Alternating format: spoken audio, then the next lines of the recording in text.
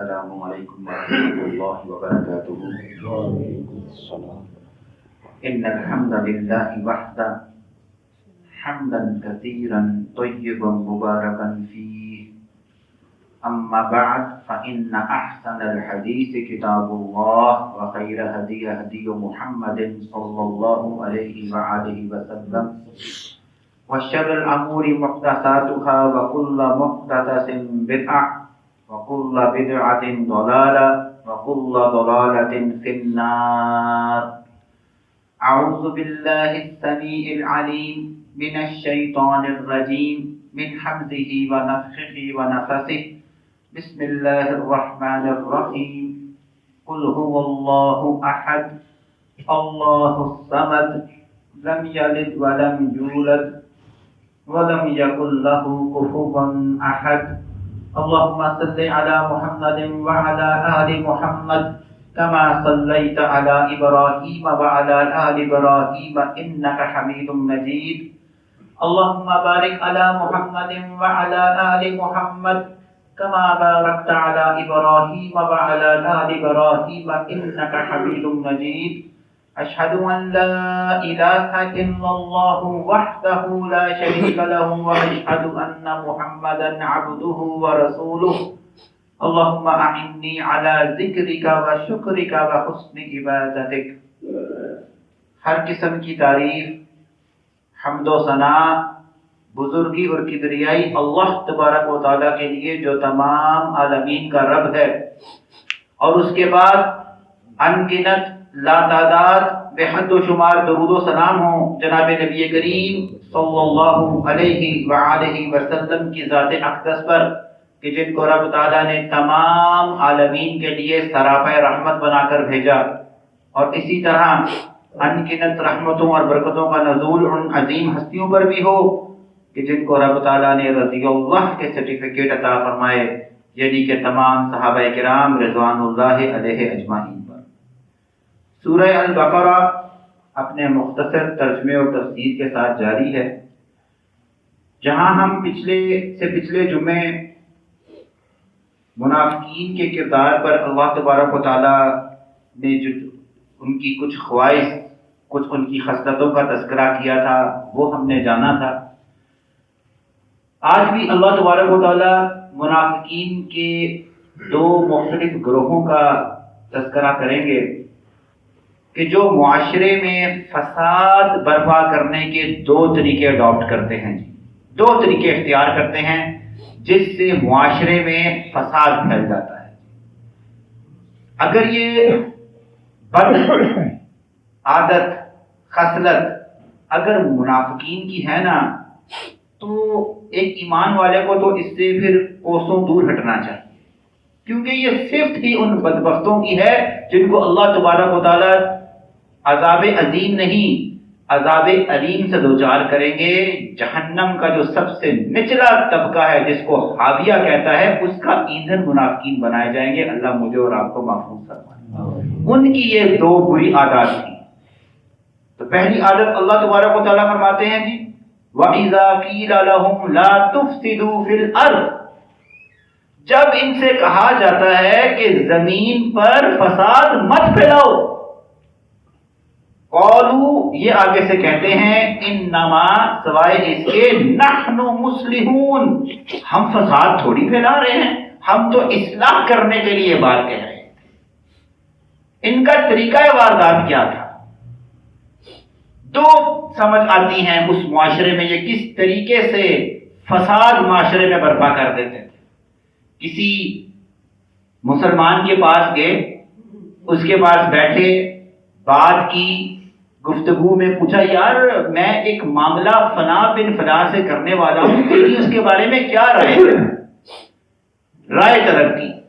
اب ایک مسلمان ہونے کے ناطے یہ تو فرض ہے ایک مسلمان پر کہ اگر کسی میں کوئی ایسی کوتاہی ہے جو اس کو نقصان دے سکتی ہے، اور اس کے بارے میں اگر کوئی پوچھتا ہے تو یہ فرض ہے،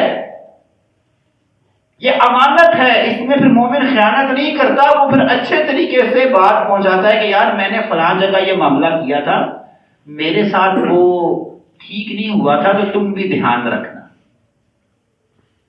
اب یہ آتے تھے اور اس سے اس بندے کے بارے میں رائے پوچھی. اب اس بندے نے کیا کیا, اس کے بارے میں رائے بتا دی.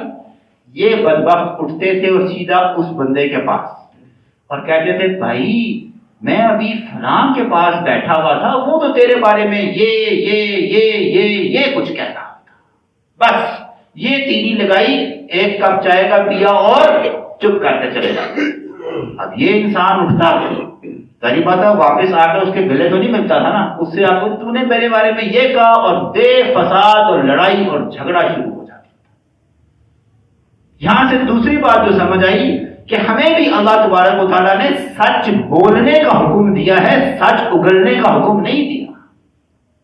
ہم جب کوئی بات پتہ چلتی ہے نا, ہمارا مقصد اصلاح نہیں ہوتا, ہمارا مقصد اس بندے کو محفل کے اندر ذلیل و رسوا کرنا ہوتا ہے. سہارا ہم سچ کا لے رہے ہوتے ہیں.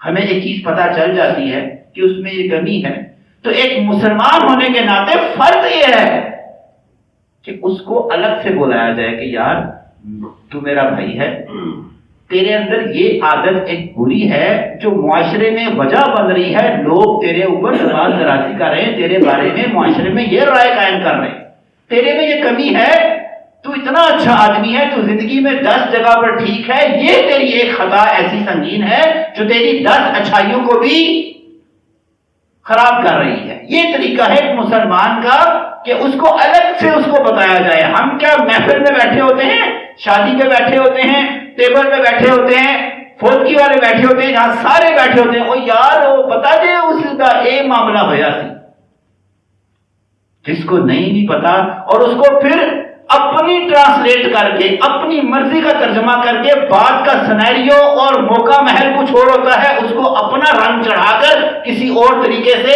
ان لوگوں میں انجیکٹ کیا جاتا ہے کہ وہ اس کے بارے میں پھر برا خیال کرے.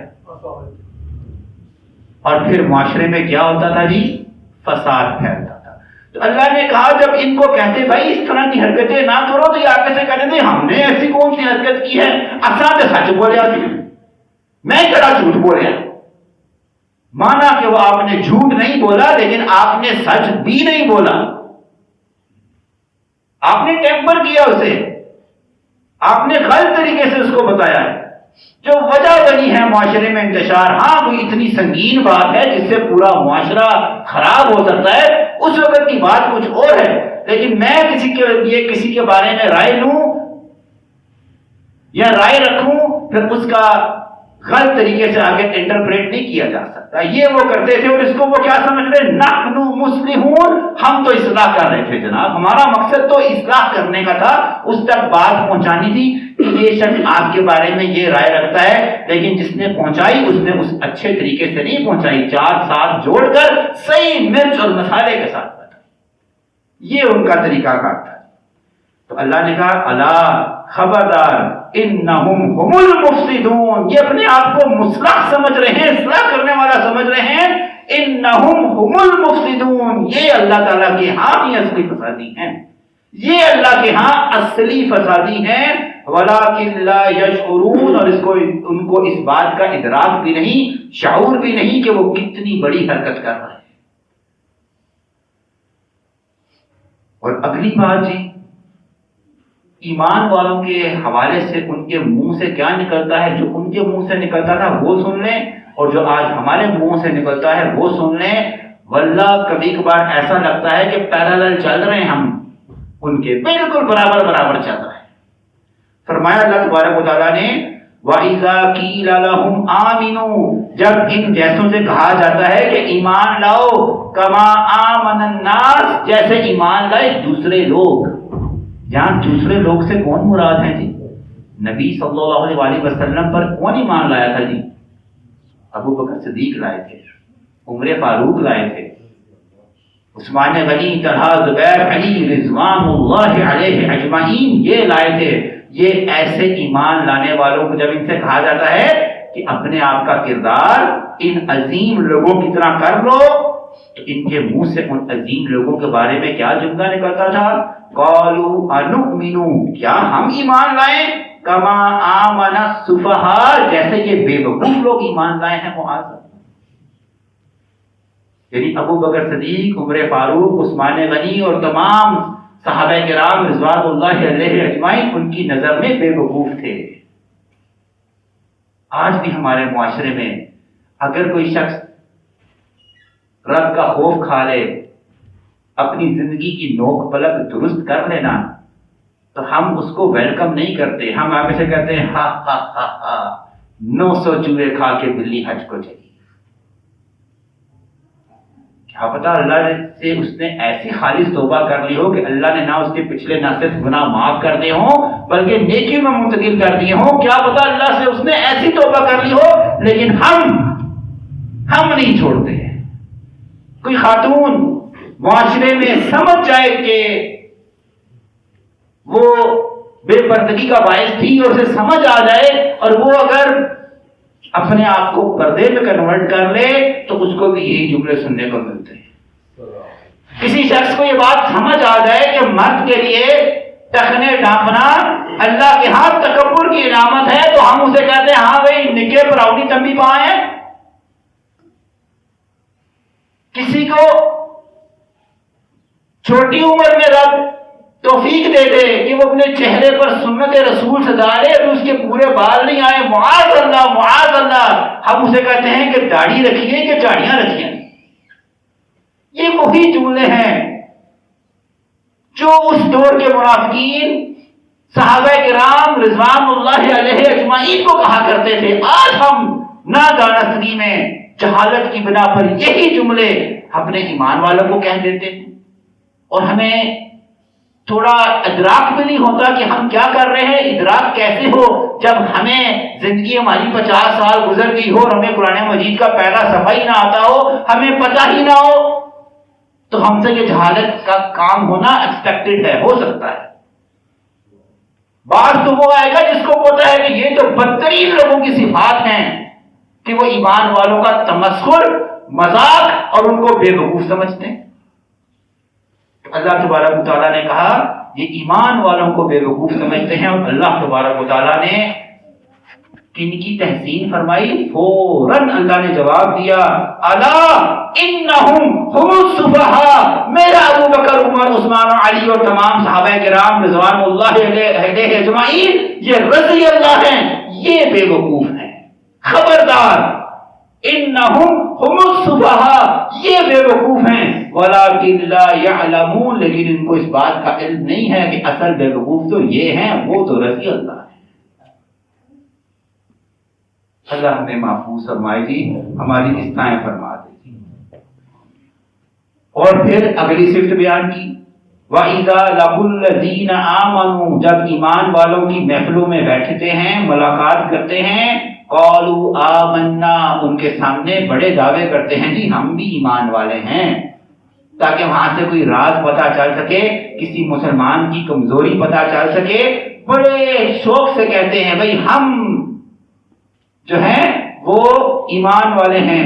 لیکن وَإِذَا خَلَوْا إِلَىٰ شَيَاطِينِهِمْ، جب یہاں سے اٹھ کر ابو جہل اینڈ کمپنی کے پاس جاتے ہیں، اپنے شیطانوں کے پاس جاتے ہیں، قَالُوا إِنَّا مَعَكُمْ، وہاں کہتے ہیں او گھبراؤ نہیں، ہم تو تمہارے ساتھ ہیں، إِنَّمَا نَحْنُ مُسْتَهْزِئُونَ، ہم تو ان مسلمانوں سے صرف مذاق کرنے گے۔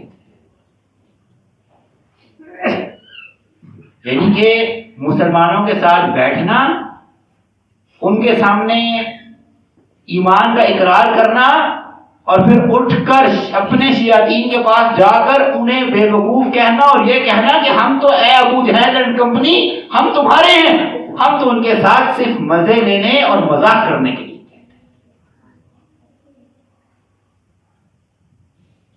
تو اللہ نے کہا اللہ یستہزئ بہم، پھر اللہ بھی ان سے ایک مذاق کرے گا۔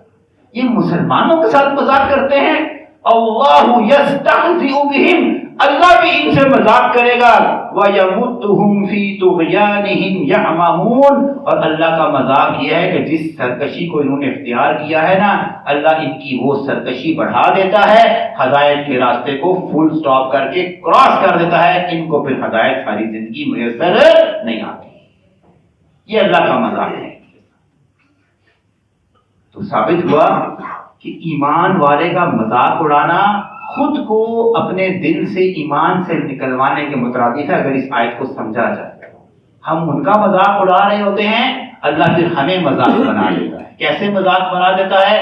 ہمارا دل اللہ ایسا سخت کر دیتا ہے کہ رمضان میں پورا قرآن سن لیتے ہیں، آنکھ سے ایک آنسو نہیں اترتا۔ رمضان سے پہلے اپنوں سے ہم بڑے رنجیدہ، قطع رحمی اور قطع تعلق کر کے بیٹھے ہوتے ہیں، پھر رمضان میں بھی ہمارا دل نرم نہیں ہوتا کہ اپنی بہن، اپنے بھائی جس سے ہم کسی بنا پر ناراض ہیں، دل صاف کر۔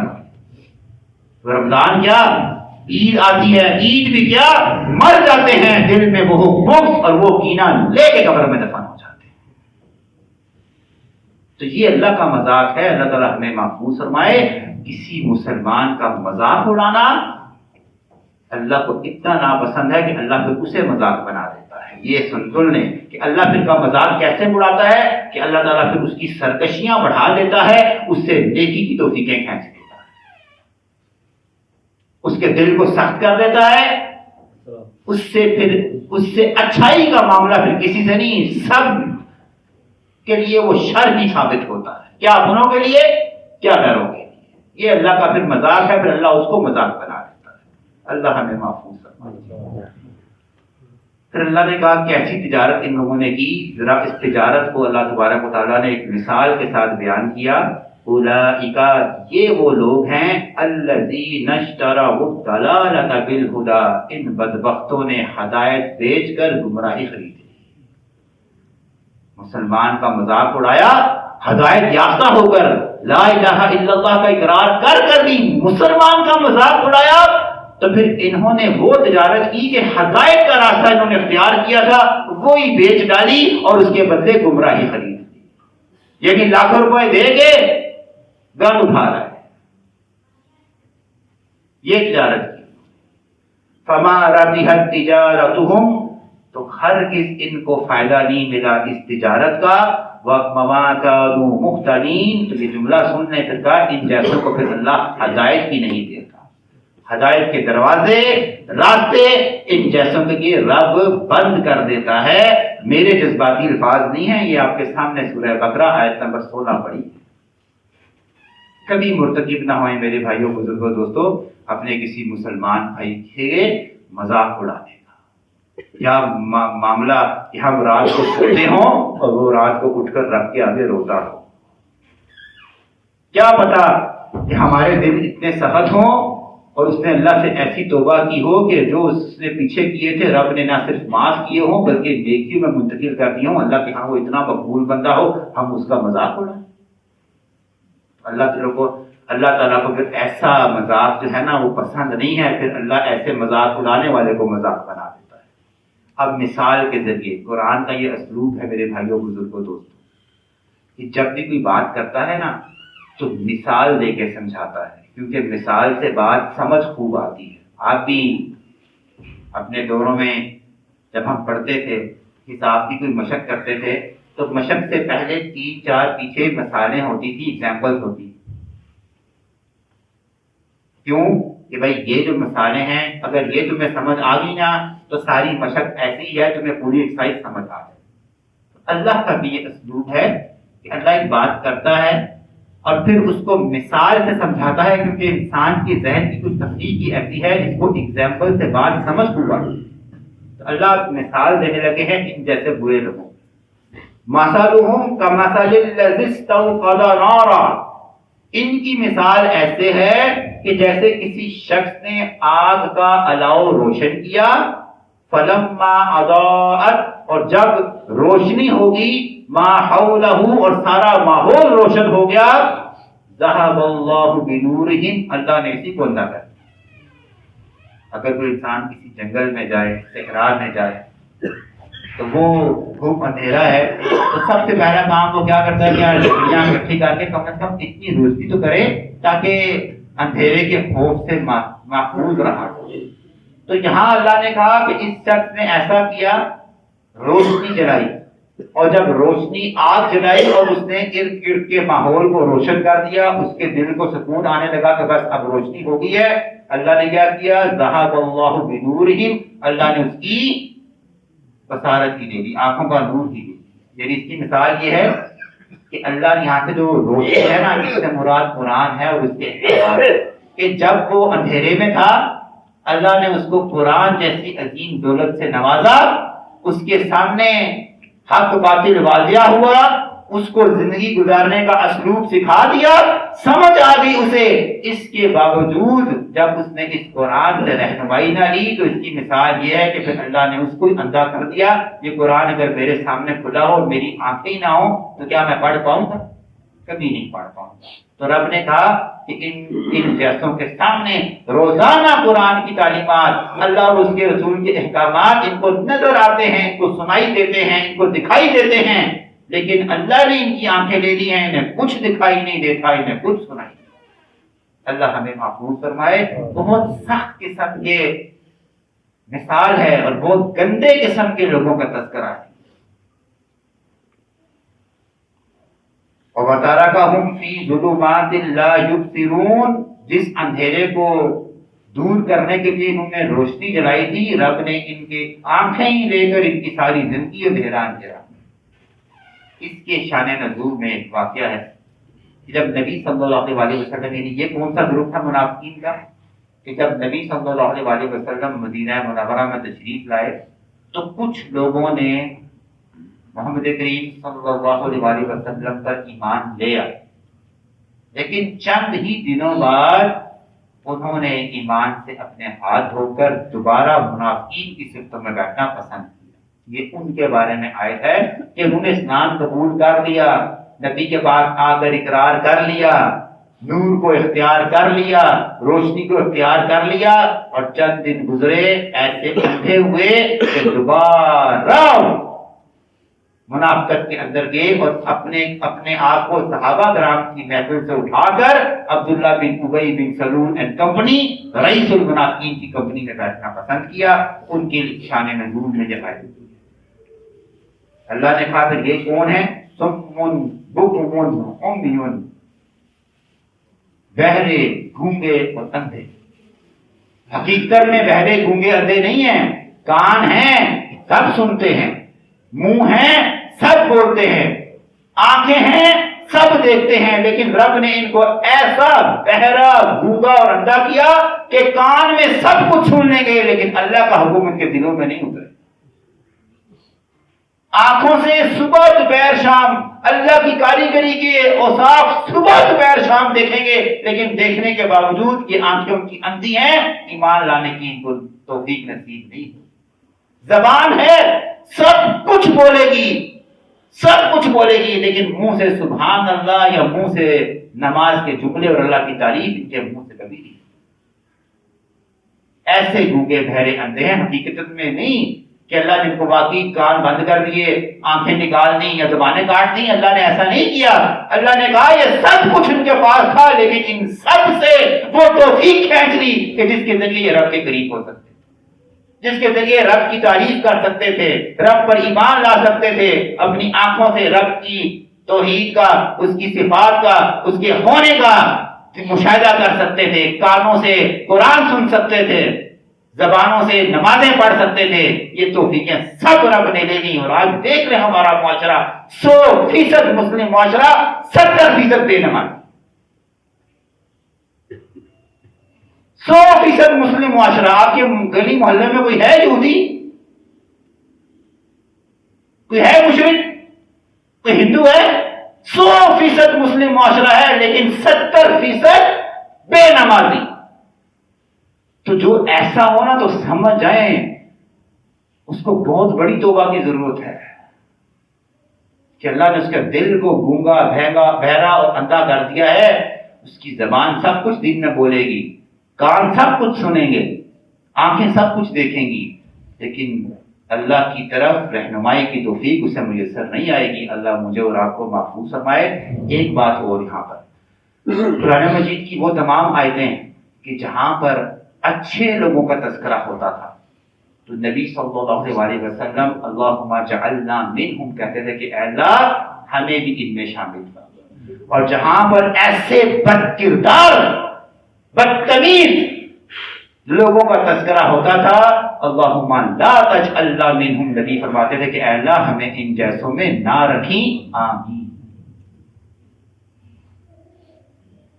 دوسری مثال دی او کصیب من السماء کہ اچانک ان کی دوسری مثال یہ سمجھ لو کہ جیسے تیز بارش ہو رہی ہے من السماء آسمان سے فیہ ظلمات و رعد و برق اور اس بارش کے ساتھ کالے کالے بادل ہیں اندھیرے کے اور بجلی اور کڑک موجود ہے.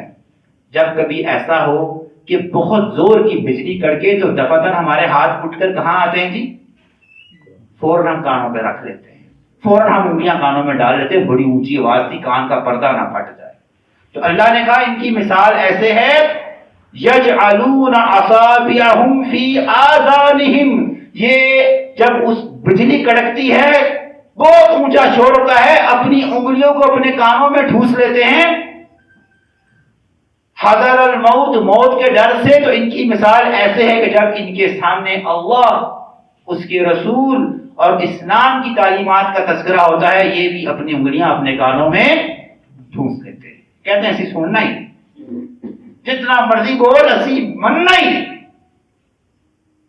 یہ ہے منافقین کا یہ دل کہ ان کے دل سننے کو, کان سننے کو, دل ماننے کو تیار نہیں ہوتے, حتیٰ کہ قرآن سن رہے ہوتے ہیں, نبی کا فرمان سن رہے ہوتے ہیں. اور آج بھی آپ کسی معاشرے میں کسی کی اصلاح کر کے دیکھیں جناب آپ یہ جو کام کر رہے ہیں نا یہ سنت کے خلاف ہے, تو اس کو وہ اپنی اصلاح نہیں اپنی بےزتی محسوس ہوتی ہے. اور الٹا آگے آپ کو وہ 8 حدیثیں سنائے گا کہ یار تن گھٹ پتا ایمان زیادہ پتا ہی ہے, سن تو سانو سنانا ہے اسی تیرے کو بڑے آ رہا ہوں. یہ ہے ان جیسے برے لوگوں کی خصلت کہ یہ ان کے دلوں اور یہ ان کے کانوں کے حال ہے. اللہ نے کہا واللہ محیط بالکافرین, اللہ ان تمام کافروں کو گھیرے ہوئے ہے, یہ اللہ تعالیٰ کی پکڑ سے بچ نہیں سکیں گے. یکاد البرق یخطف ابصارہم, قریب ہے کہ بجلی چمکے اور یہ اندھے ہو جائیں, اللہ ان کی نور کھینچ لے. کلما اضاء لهم مشوا فیہ, اور جب بجلی چمکتی ہے تو یہ چلنا شروع کر دیتے ہیں. وَإِذَا أَظْلَمَ عَلَيْهِمْ قَامُوا, جب اندھیرا ہوتا ہے تو رک جاتے ہیں. یہ کیا مطلب ہے؟ یہ مثال اللہ تبارک و تعالیٰ نے اس مذاق کی دی ہے پیچھے. اللہ نے کہا نا کہ یہ مسلمانوں کے ساتھ مذاق کرتے ہیں اور میں ان کے ساتھ قیامت کے دن مذاق کروں گا.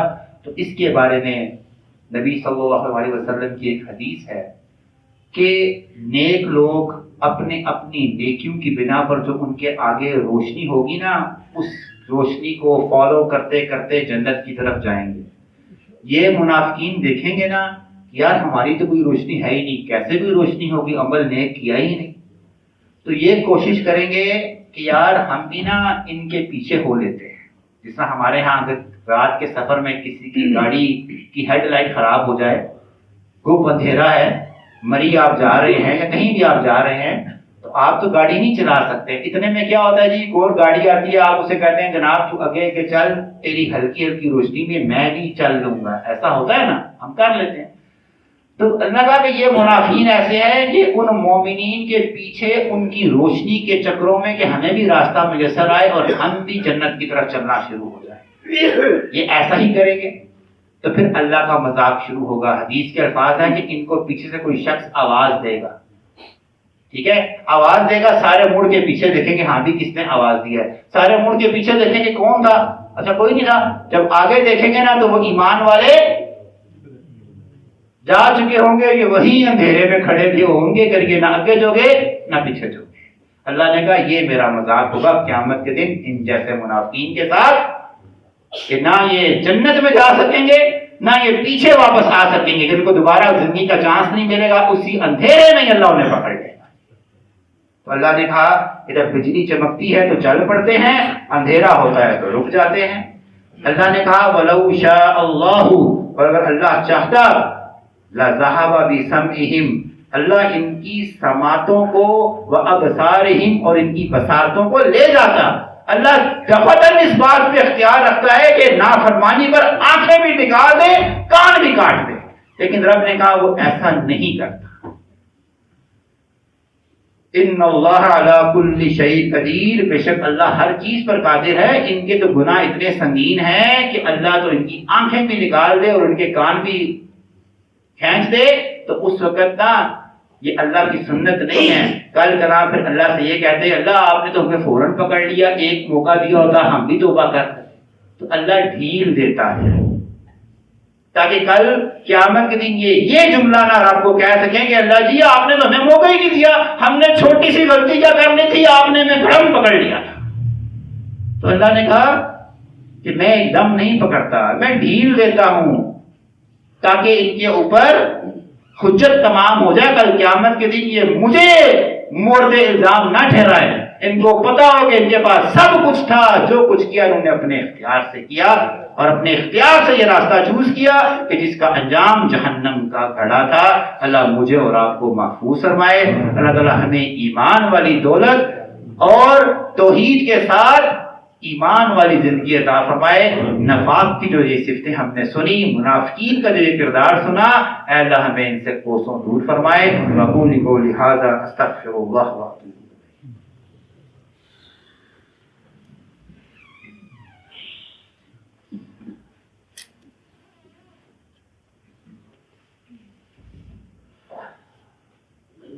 ان الحمد للہ وحدہ حمدا کثیرا طیبا مبارکا فیہ، اما بعد فإن احسن الحدیث کتاب اللہ وخیر ہدی ہدی محمد صلی اللہ علیہ وسلم وشر الامور محدثاتها وکل محدثۃ بدعہ وکل بدعۃ ضلالہ وکل ضلالۃ فی النار۔ اعوذ باللہ السمیع العلیم من الشیطان الرجیم، بسم اللہ الرحمن الرحیم، قل هو اللہ احد اللہ الصمد لم یلد ولم یولد ولم یکن له کفوا احد۔ اللہم صل علی محمد وعلی آل محمد کما صلیت علی ابراہیم وعلی آل ابراہیم انک حمید مجید۔ اللہم بارک علی محمد وعلی آل محمد کما بارکت علی ابراہیم وعلی آل ابراہیم انک حمید مجید۔ خطبہ ثانیہ میں دعا سے پہلے ایک چھوٹا سا اعلان ہے کہ ہر سال اس مسجد کے جو متولی ہیں ہمارے حاجی صاحب کے گھر میں خواتین اور بچیوں کے لیے نا رمضان پورے کے اندر دورہ قرآن کا انتظام کیا جاتا ہے، جس کے اندر پورے قرآن مجید کے 30 سپارے جو ہیں ان کو ہر ایک دن میں جو ان کا مختصر سا پہلے رکوع میں کیا ہے جی، دوسرے میں کس کون مخاطب ہیں، تیسرے میں کیا ہے، ان جرنل موٹی موٹی باتیں جو ہیں ہر سپارے کی ایک روز جو ہے وہ بیان کرائی جاتی ہیں خواتین اور بچوں کے لیے۔ اور اس کا آغاز جو ہے نا جی 6 مارچ، یہ چند 5 دن بعد جو ہے بروز بدھ، اور صبح 10 سے 12 2 گھنٹے کی یہ کلاس ہے۔ اور آپ لوگ بھی اپنے گھر کی خواتین کو اگر اس معاملے میں اس دورہ قرآن میں شمولیت اختیار کرنا چاہیں تو حصہ بیٹھے ہیں، ان سے جمعے کے بعد آپ رابطہ کریں۔ اور ہم تو چلیں کسی نہ کسی طریقے سے مسجد میں آ کر کچھ سن ہی لیتے ہیں، محروم رہ جاتی ہیں ہماری گھر کی عورتیں اور ہماری بچیاں، ان کا ماحول بھی کچھ ایسا ہے۔ بات یہ بھی سمجھ آتی ہے کہ کچھ چیزیں جو ہے نا وہ ماحول پہ بھی بیس کرتی ہیں۔ تو اگر یہ آپ کے محلے کے اندر ہی ایک گھر کے اندر گھر کا ماحول ہے تو اس ٹائم کو نا وہ ضائع نہیں کرنا چاہیے۔ یہ بہت سنہری موقع ہے آپ کی گھر کی خواتین کے لیے، تو اس سے بھرپور استفادہ کریں جی۔ اللہ تعالیٰ جو ہے ہمیں سمجھ اور قرآن مجید کے مطابق زندگی گزارنے کی توفیق عطا فرمائے۔ ربنا آتنا فی الدنیا حسنہ وفی الآخرۃ حسنہ وقنا عذاب النار۔ اللہ جو لوگ بیمار ہیں فضل سے ان کو شفائے کاملہ عاجلہ عطا فرما۔